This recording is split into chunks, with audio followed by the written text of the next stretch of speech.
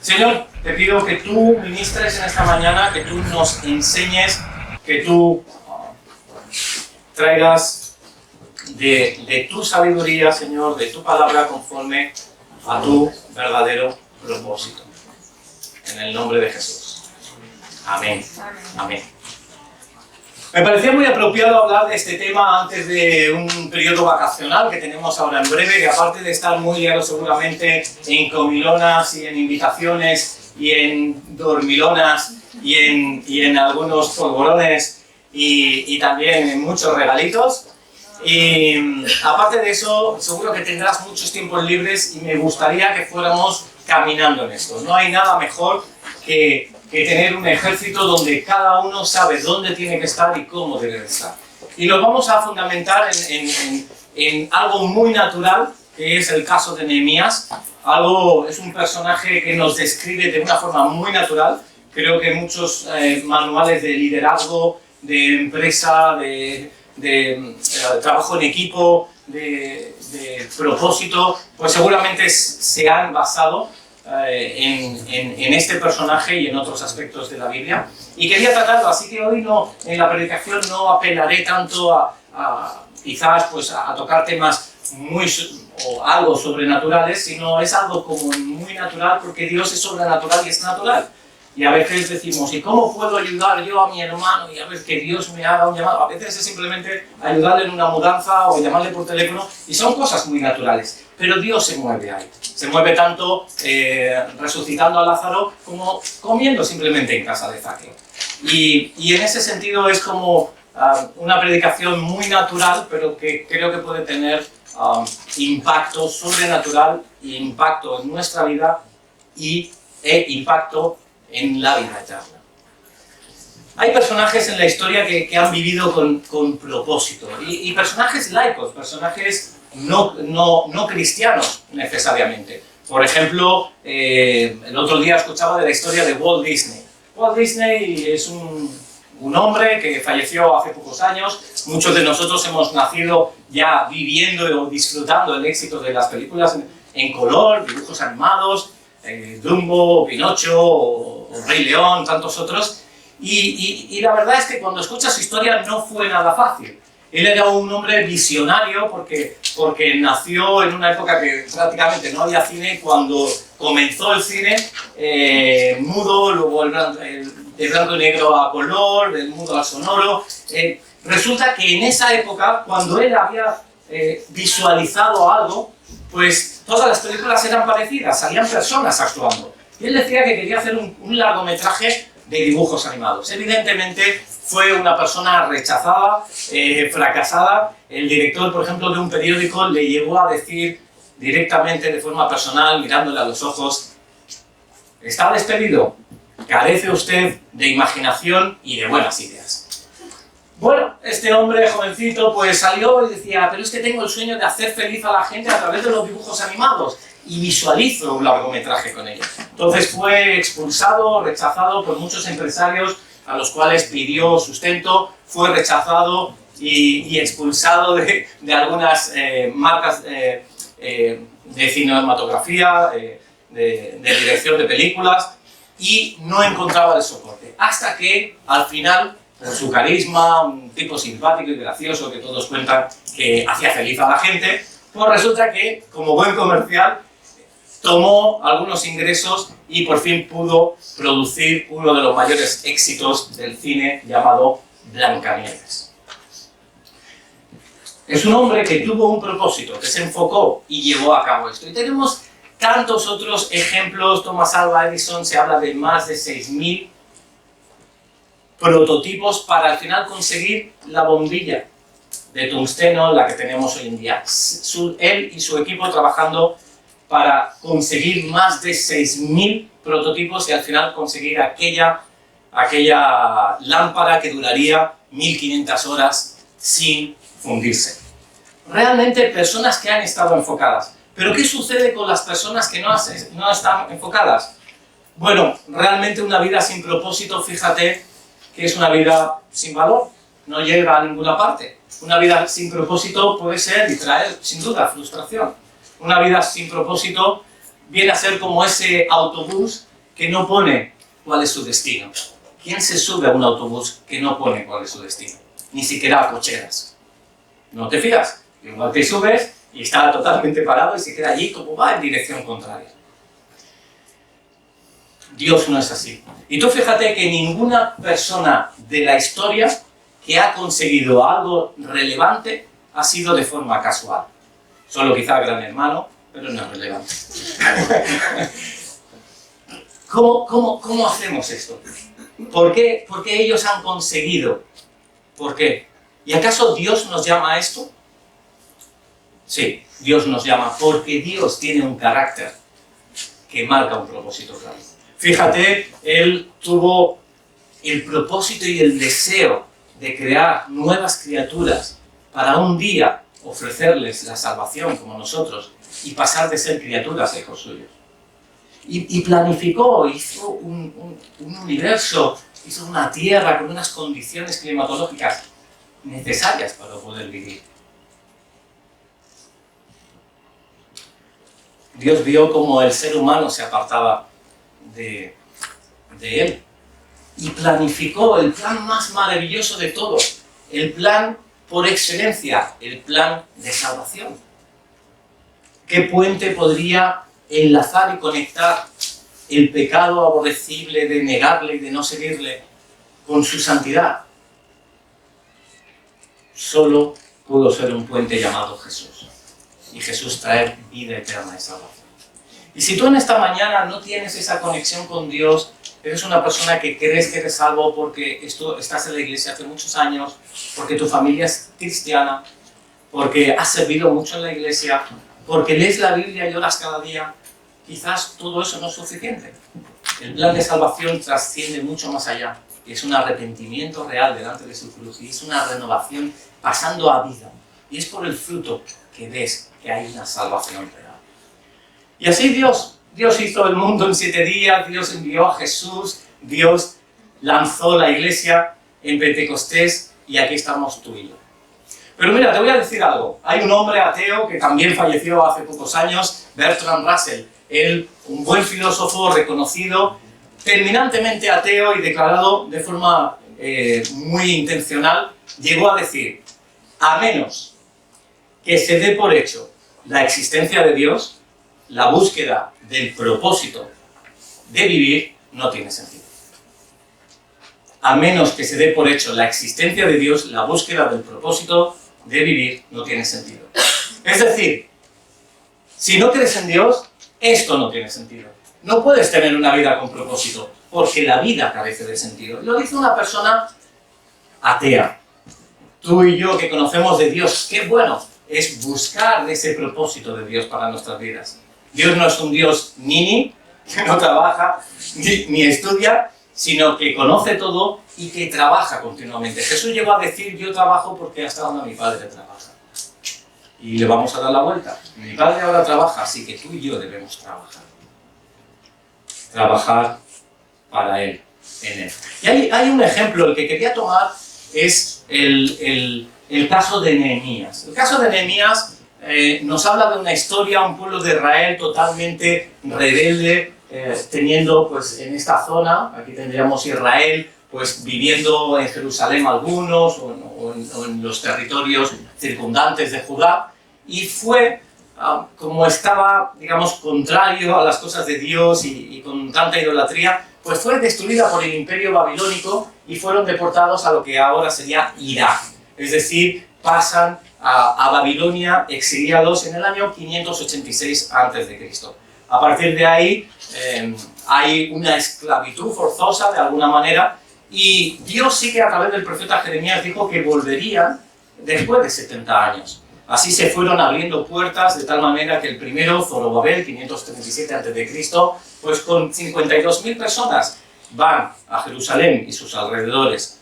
Más adelante, en el 458, un segundo grupo sale con Esdras, el escriba. Y ahora ya nos centramos en nuestro personaje, 445 a.C., Nehemías pide autorización para ir con otro grupo a Jerusalén. Te estoy hablando de la última de las historias conocidas que nos relata la Biblia. el Antiguo Testamento. La historia acaba aquí.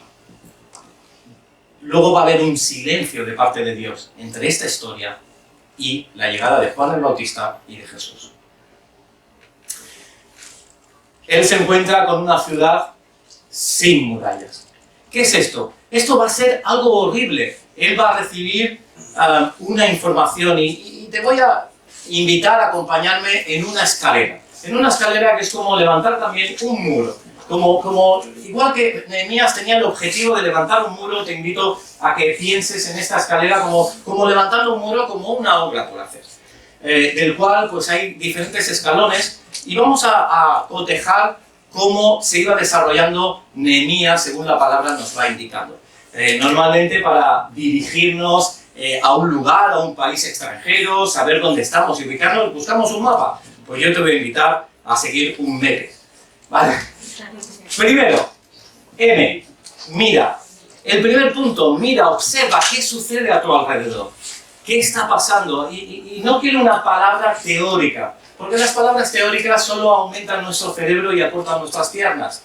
Quiero que realmente nuestros pies sean como de ciervas y que pongamos en práctica lo que estamos enseñando. Y que tú mires y que ya desde este momento mires a tu alrededor qué está pasando. Voy a dejar 10 segundos. Piensa en tu entorno, en tus hijos, en tu cónyuge, en tu trabajo, en tu iglesia. ¿Qué necesidad ves? ¿Qué no está ajustado a la palabra de Dios? ¿Qué está en desorden? ¿Qué muralla está rota?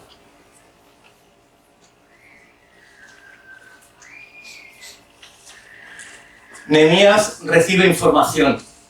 Capítulo 1, versículos 3 y 4 dice: me dijeron, el remanente, los que quedaron en la cautividad, allí, en la provincia, están en gran mal y afrenta, y el muro de Jerusalén derribado, y sus puertas quemadas a fuego. Cuando oí estas palabras me senté y lloré, hice duelo por algunos días, y ayuné y lloré delante del Dios de los cielos. Una ciudad sin muralla, en esa época, significaba muchas cosas. Significaba que cualquier león, cualquier fiera salvaje podía entrar en cualquier momento y levantarte por la mañana y ver que había sido destrozado un amigo tuyo por las hienas.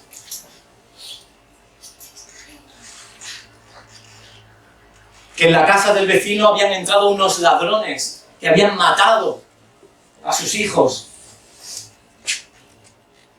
También podía suceder que viniera un ejército contrario y que entrara sin ningún tipo de oposición.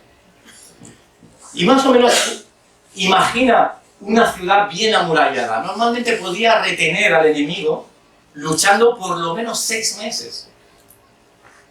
Imagínate no tener esa muralla. Pero algo mucho peor estaba sucediendo. No era solo que las fieras estaban atacando, no solo que los ladrones podían hacer pillaje, no solo que un ejército enemigo conquistara. Algo peor. Estaba dando un mensaje al mundo de que Jerusalén estaba abandonada y por tanto su Dios los había abandonado. Era un oprobio, era un insulto hacia el poder de Dios. Era decir, ¿cómo mi ciudad está así? Y yo te pregunto, ¿cómo está tu vida? ¿Cómo está tu Jerusalén? ¿Cómo está tu muralla? ¿Eres un ejemplo? ¿Estás irradiando una ciudad gloriosa? ¿O estás irradiando una ciudad que no tiene murallas, que está desconchada, que las puertas fueron quemadas a fuego, quizás por experiencias incómodas? No sé. Pero ¿cómo está? Y así Nehemías observa y dice, ¿qué está sucediendo a mi alrededor?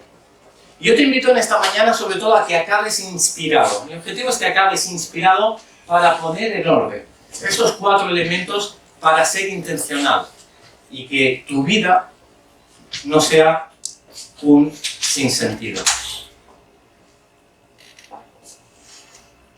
Mira, es mejor tener una vida con sentido que ser un consentido de la vida. Es mejor tener una vida con sentido que ser un consentido de la vida.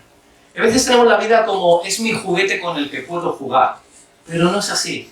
Es tu campo, donde trabajar. Y Nehemías se duele, y cuando habla de estuve ayunando y dice por algunos días, la historia cuenta que estuvo como 4 meses llorando, orando, clamando por ayunos, esperando el momento. Escuchaba y se dolía por la carga de los demás. Y es una forma en cómo Dios nos llama a un ministerio, cuando tenemos una carga específica con un grupo. Hay un segundo elemento al cual te quiero invitar, porque observar y quejarse a veces nos pasa. Vemos las noticias y nos lamentamos de muchas cosas y pocas cosas hacemos o podemos hacer. Pero hay un segundo que es enfocarse. Dios no nos ha llamado a hacerlo todo. Imagínate Nehemías. Nehemías podía levantar un muro, a la vez quedarse en Babilonia y ser de testimonio en la corte de Artajerjes, además cuidar a su familia y darle una buena dote a sus hijos y a sus nietos, podía además estar en un club social, podía hacer muchas cosas.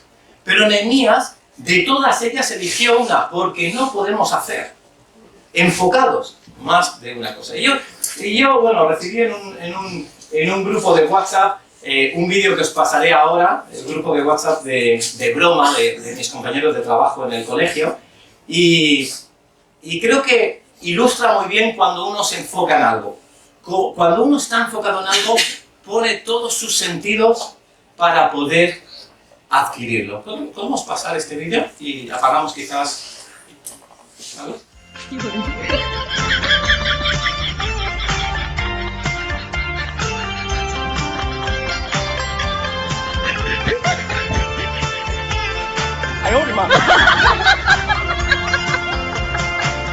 池塘边，碧榕树上，知了在声声叫着夏天。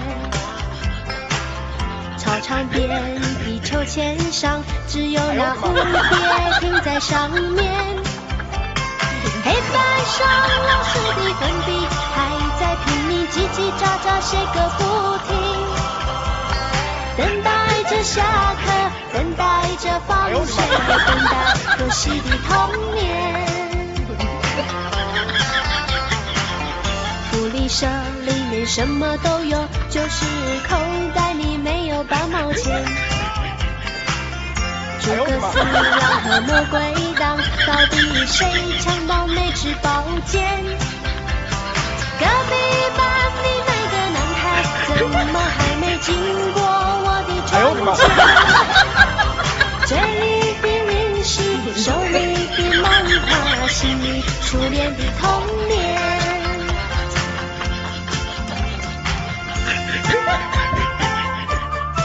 哎呦我的妈！一波精品视频群社区。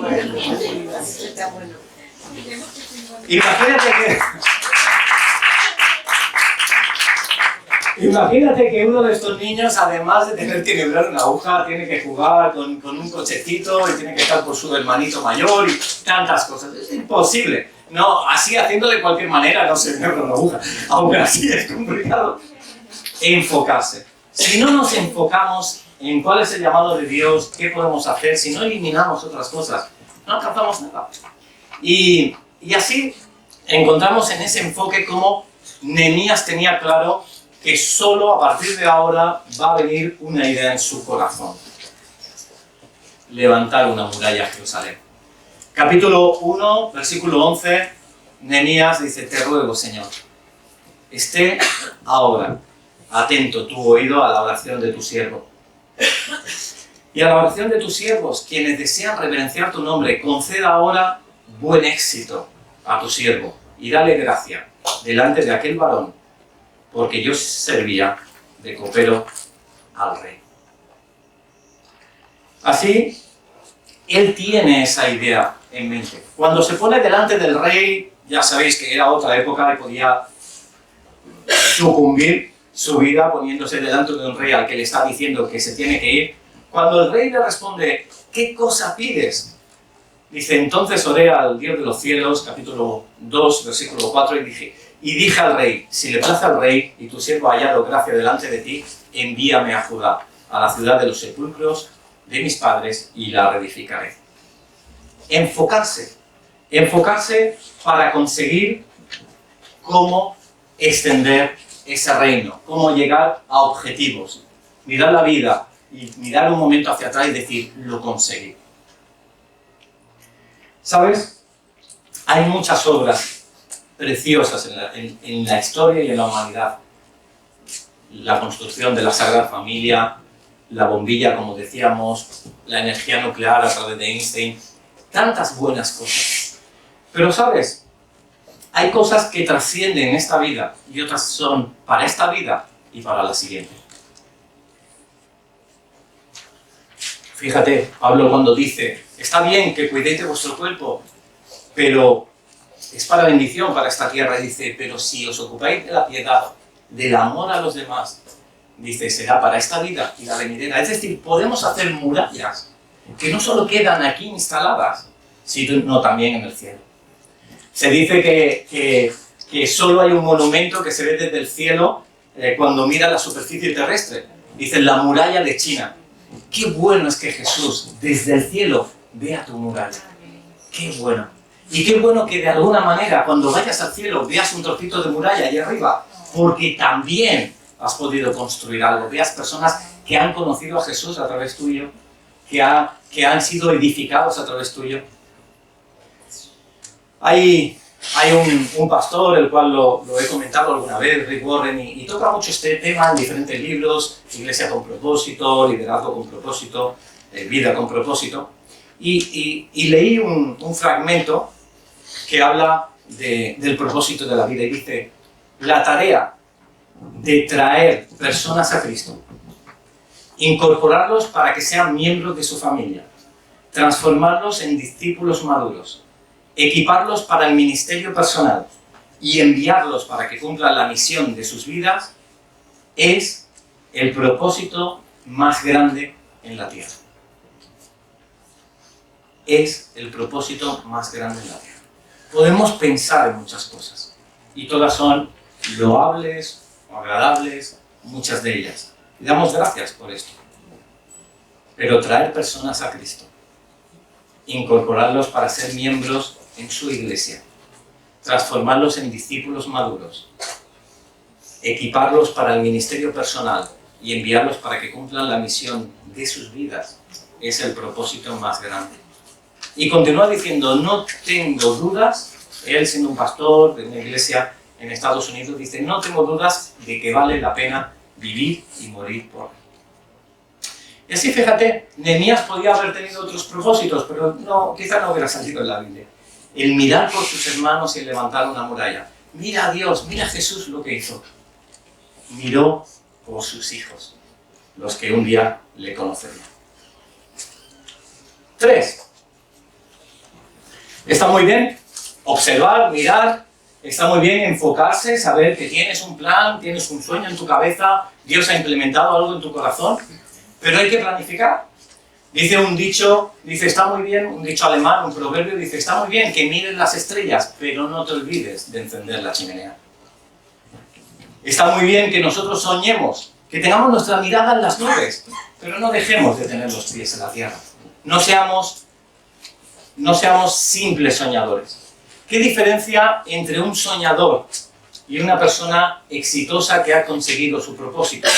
La única distancia, lo único que separa entre un soñador y una persona que ha sido exitosa es que se planificó. Es que dijo cómo llegar a eso. Es que se esforzó enfocándose a eso. Es que estaba totalmente dirigido en esa línea. Y Confucio llegó a decir, quien quiere mover una montaña, por grande que sea, comienza con piedras pequeñas. Y a veces son simplemente decir, vale, ¿cuál va a ser el siguiente paso? Recuerdo el testimonio de una persona que ha levantado un ministerio maravilloso en un país de África y ella, una joven de 16 años, diciendo, pero ¿cómo le digo a mis padres que me voy a África? ¿Qué hago? ¿Cuál va a ser el primer paso? Porque no tengo dinero, además que voy a ir allá, yo soy blanquita de Estados Unidos, allí pues va a ser difícil que empaticen. Y Dios puso en su corazón, empieza con tener una amiga de ese país. Una simple amiga. Entonces se dio cuenta que no era necesario ser misionero fuera de su país, pudiendo comenzar a ser misionero dentro de tu país. Y su primer paso para alcanzar ese sueño futuro era: tengo que conseguir una amiga de un país africano. Y entonces era, fíjate, un proyecto de coste cero. ¿Cuánto cuesta tener un amigo? Nada. ¿A dónde tienes que ir? A ningún sitio. En el colegio pues en su instituto tenía diferentes personas pues de países africanos, y entonces ahí conectó con algunas amigas, vio ciertas necesidades y al final eso lo conectó con aquel lugar. Empezar. Nehemías 2:7. Él comienza, Nehemías, pues, a ser muy pragmático. Y a veces nosotros tenemos el error de espiritualizar, si me permitís el término, espiritualizar demasiado las cosas. Dios es un Dios espiritual, pero también es un Dios físico. Dios te puede enviar a ayudar a otros porque has sentido una palabra profética y darle una palabra del cielo, pero igual están haciendo una mudanza y solo quiere que le traslades 4 cajas. Dios es tan importante, Jesús es tan importante cuando resucita a Lázaro como cuando come en casa de Saqueo. Y lo natural es importante. Y él no dice, Nehemías, bueno, Dios me ha enviado a levantar una muralla, Dios me proveerá, salgo mañana por la mañana y ya está. Sino que dijo, vamos a empezar. Cuando el rey le respondió, dice, bueno, si le place, me va a dar usted cartas para los gobernadores al otro lado del río, para que me franqueen el paso hasta que llegue a Judá, porque evidentemente había fronteras muy peligrosas y duras. Dice, y carta para Asaf. ¿Quién es Asaf? El guarda del bosque del rey, para que me dé madera, para enmaderar las puertas del palacio de la casa y para el muro de la ciudad, y la casa en que yo estaré. Y me lo concedió el rey según la benéfica mano de Dios sobre mí. Es decir, Dios está detrás de todo, pero él ha sido muy hábil para utilizar los recursos humanos, su influencia con el rey y también el conocimiento que Dios le ha dado de dónde está la madera, dónde está esto y otro, porque no quiere llegar a su sueño y ver que no puede alcanzarlo porque le falta simplemente madera. O lanzarse a caminar y a salir fuera y que de pronto en la primera frontera le corten su sueño. Un tipo inteligente. Y Dios te ha dado inteligencia, te ha dado recursos, te ha dado contactos, te ha dado formación para alcanzar esos sueños. Y planificar es básico. Piensa que los líderes, los que alcanzan exitosamente sus proyectos, los proyectos que Dios ha puesto en su corazón, lo piensan todo detalladamente. Recuerda esto, los líderes lo piensan todo detalladamente. No dejan lugar, o lo mínimo, a la improvisación. Así que él pide recursos humanos, incluso también en otro momento pide diezmos y ofrendas para recoger dinero de las cámaras, de los tesoros, de las ofrendas, de las primicias. Lo tienes en el capítulo 12, cómo realmente está recogiendo recursos económicos porque va a ser necesario para la obra. Pero también se nutre no solo de recursos económicos, se nutre también de recursos humanos. No haga ninguna obra solo. Mira, si quieres llegar rápido a algún sitio, ve solo. Pero si quieres llegar lejos, ves acompañado. Si quieres ir rápido a un sitio, ve solo. Pero si quieres ir lejos, ve acompañado. No llegas tan lejos si no vas acompañado. No tienes todos los dones, necesitas personas que complementen lo que te falta. Ese es el sueño de la iglesia, un cuerpo que se nutre, que está todo ligado, conectado, pero que cada miembro tiene una función específica. Así, cuando llega Nehemías, no dice, hey, he venido, llamado por Dios, Dios me levantó, me tiré 4 meses ayudando y llorando, y ahora voy a montar una muralla. Vosotros seguid en vuestro rollo, yo voy haciendo. No, sino que le transmitió la visión que había recibido de Dios para introducirlos dentro de esa visión. Le dijo, venid vosotros, venid, edifiquemos el muro de Jerusalén, y no estemos más en oprobio. Entonces les declaré cómo la mano de mi Dios había sido buena sobre mí, y asimismo las palabras que el rey me había dicho. Entonces el resto de personas diría, wow, Dios ha puesto un testimonio, ha movido cosas, este hombre viene con un bagaje de encuentro con Dios. Y al final transmitió tan bien la visión a las personas que ahora no era Nehemías que decía, venid y edifiquemos al muro, sino que escuchaba de los otros que decían, levantémonos, levantémonos y edifiquemos ese muro. Y así esforzaron las manos para bien. Cuando quieras llegar a un proyecto, escucha atentamente que los que están a tu alrededor griten por ese proyecto. Quiere decir que has hecho bien el trabajo, no estás solo en la barca. Planifica. Y así es un hombre muy organizador. Conoces la historia. No pone a construir de cualquier manera, no va a una empresa de construcciones y levanta, sino que dice, cada familia delante de sí pone su muro, porque sabe que la gente se implicaría mucho más, diciendo, voy a hacer bien la muralla, para que no entren por aquí. Y de tal manera así todo el mundo sentía pertenencia a ese proyecto. Decía pues que cada uno tuviera, en una mano fuera construyendo y en la otra tuviera una espada, porque habían peligros. Incluso su propio equipo, en el capítulo 4, versículo 16, se dice como la mitad de sus hombres trabajaban en la obra, mientras la otra mitad estaba trayendo las lanzas, los escudos, los arcos, las corazas, y los capitanes estaban detrás de toda la casa de Judá, observando. Realmente, un líder planifica todos los detalles y se hace de recursos y de personas para alcanzar el sueño. Y llegamos al último. Evalúa. Mira si has llegado, si lo has alcanzado. Es necesario para saber que lo has alcanzado que tu meta, que tu objetivo, en lo que te habías enfocado, fuera algo muy concreto y específico. Para Nehemías era fácil. Una muralla que esté cerrada con sus puertas. Así Nehemías 6:15 declara cuál es la celebración de ello. Dice, fue terminado pues el muro el 25 del mes de Elul en 52 días, menos de 2 meses. Fue necesario porque hubo un trabajo muy bien planificado, un hombre muy bien enfocado y una persona que había mirado muy bien cuál era la necesidad. Se pueden alcanzar grandes cosas en poco tiempo, pero es muy importante saber que lo has alcanzado, que tu objetivo sea concretado. Dicen los expertos que un objetivo, una meta bien elaborada tiene que seguir las siglas de la palabra Marte. La M de medible, la A de alcanzable, la R de retadora, la T de temporal y la E de específico. Y es así, una muralla pues es algo medible, alcanzable en sus fuerzas, retador, temporal y específico. Y es bueno poner marcas, que tú te pongas objetivos, que nos pongamos objetivos que sepamos que cuando lo conseguimos, lo hemos conseguido. Escuché la historia de una persona que durante muchos años fue a la escuela dominical. A una escuela dominical de estas iglesias que no solo tienen escuela dominical para niños, sino también escuela dominical para adultos.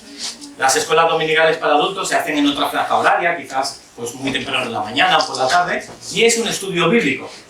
Y hubo una persona que llegó a decir, llevo 20 años en la escuela dominical, ¿habrá algún momento en que yo me gradúe?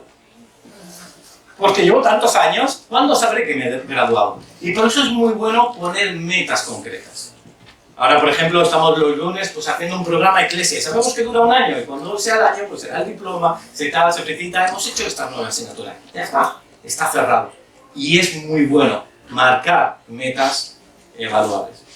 ¿Y qué decir del plan de salvación? ¿Cuál es la evaluación del plan de salvación? Tu vida. El examen del plan de salvación es tu vida. Llega a 5, sube de nota, es más alta, es menos. Finalizo con un personaje, David, el cual Pablo en el capítulo de Hechos, predicando de él, muchos siglos después, llega a decir, porque a la verdad David, habiendo servido a su propia generación, según la voluntad de Dios, durmió y fue reunido con sus padres y dio corrupción. Fíjate, David había servido a su generación. ¿Sabes? Esta generación nos necesita. Nos necesita. Hay muchas murallas derruidas. a nivel cibernético, a nivel sexual, a nivel moral, a nivel desleal. La justicia humana, podéis ver las noticias, en muchos aspectos ha dejado de ser justa. La política, tantas cosas. Y Dios nos ha enviado a una generación de forma muy intencional, es un peón en el tablero de ajedrez muy bien colocado, para afectar a tu generación, a mi generación, según su voluntad. Vamos a orar, ¿os parece?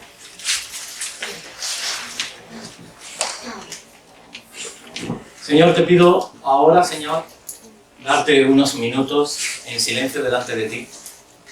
Y te pido que tú derrames sueños en los corazones, planificación en las mentes, que tú transmitas, tú seas quien explique cuál es la situación difícil a la cual tú estás llamando como Nehemías para levantar una muralla. ¿Cuál es la muralla? ¿Cuál es la muralla que has puesto delante nuestro? Algo específico, algo alcanzable, algo medible, algo temporal, algo retador. ¿A qué nos llama, Señor? No queremos ser un ejército de personas que están en la cantina, pasando el rato, viviendo la vida sin sentido. No queremos ser unos consentidos de la vida. Señor, queremos tener una vida con propósito, con tu propósito. Y mientras no sepamos un llamado, claro, no importa, vamos a comenzar a caminar. Y tú ya irás dirigiendo los pasos. Voy a dejar un par de minutos que estemos en silencio delante de Dios y que Dios, en este particular, nos hable, si os parece.